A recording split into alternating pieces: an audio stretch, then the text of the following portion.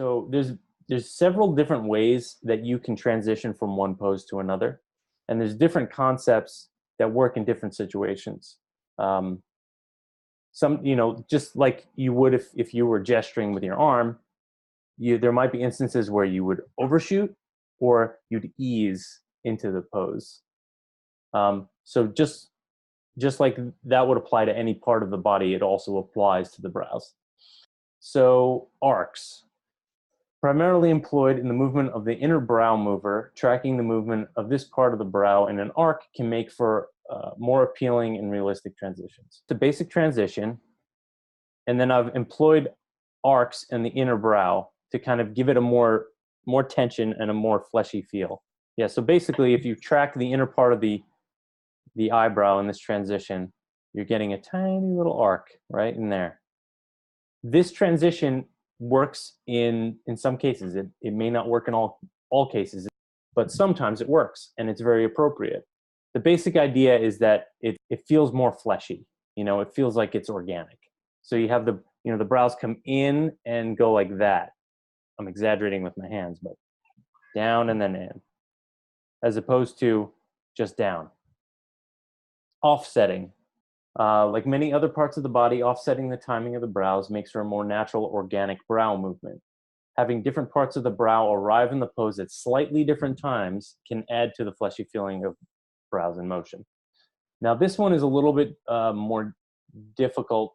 I think its use in your animation may be a little bit more limited, and obviously you have to decide this on a case-by-case basis. So here,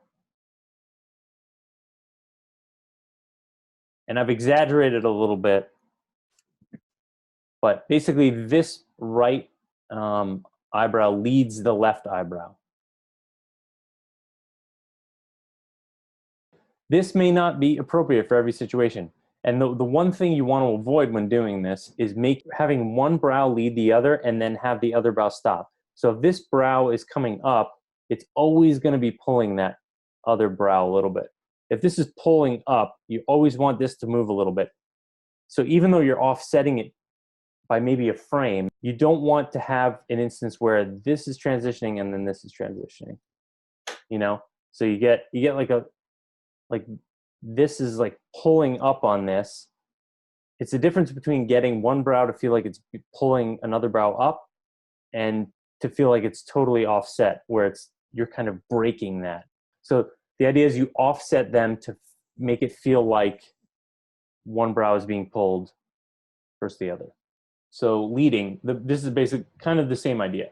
The brows can serve to lead the actions of the eyelids and eyeballs, whether it be an opening eye or a change in eye direction. The brows can give the impression of underlying muscles pulling the eyes open or pushing them closed.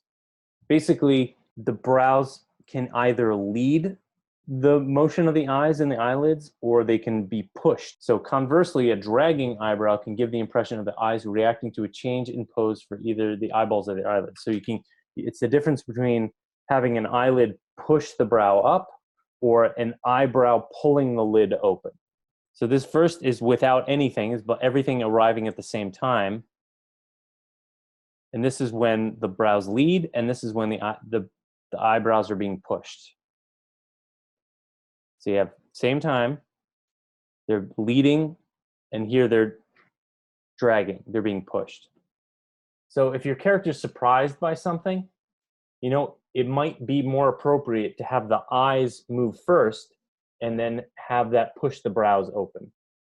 But if your character is delivering a line where the eye direction isn't as important, if the emotion is leading the action, then it might look better if the brows pull the eyes open as opposed to the lids pushing everything open. If a character's being, is shocked by something, in that instance, it's probably going to work better if the eyes are opening first and pushing everything. So the eyes are leading the action. You'd probably even delay the mouth after the eyes open. So the eyes, everything starts with the eyes opening, and then it sort of pushes everything open in the face. Overshooting. A quick change in expression can cause the brows to overshoot, Additionally, this helps to convey relaxing of the muscles after transitioning to an extreme pose. So the first one is just kind of a linear transition, and then an overshoot to kind of give you that squishy feeling. And I also added a little emphasis in the lids. So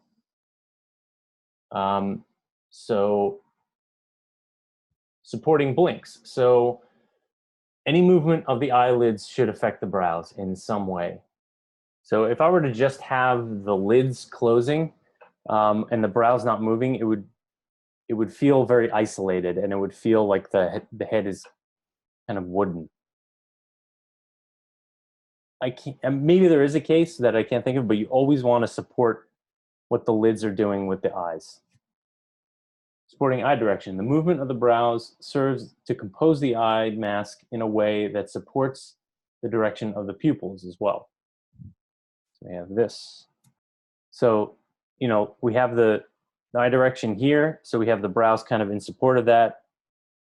And then when she looks down, they sort of pull the brows down, and then when she looks screen left, we're favoring that with the lids as well. So everything is kind of working together harmoniously. Okay, just to kind of hammer this point home. So you have look left, look right, look down. So it's kind of, you know, it's about composition and framing the eyes in a way that supports them. You want everything to work together. So it's basically the brows as a framing element, as well as a conveyor of emotion.